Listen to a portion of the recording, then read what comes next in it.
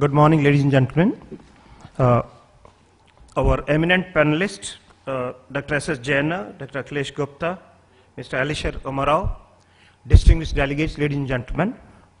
I am a stopgap chair, so in fact I was not prepared because I had to chair a session, regular session, immediately after this. Nevertheless, it's a great session. We have very eminent persons, at least two of them I have known, bridging barriers, moving towards education for all. Now, it's a known fact that the growth and development of a nation is linked with the quality of education and the accessibility of education.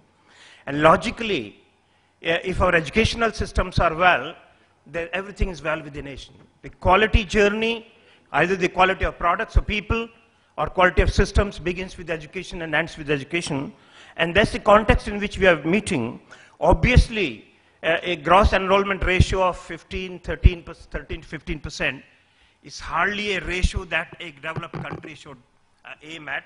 And obviously, as an academic supply chain, a higher education can only happen if there is a supply from the senior education, from the primary, and therefore, unless there is an education for all, we cannot really think of having aiming at a higher level of GER aimed at a developed nation. And therefore, in that context, what are the barriers that actually prevent people from having 100% access to education? Obviously, the theme of this session is that. Being an extremely relevant session, we have very eminent persons who in fact have tremendous role to play. For example, Dr. S.S. Jaina, the chairman of National Institute of Open Schooling.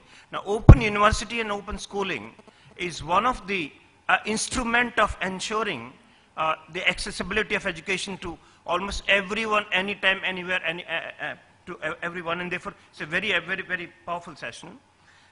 We have Dr.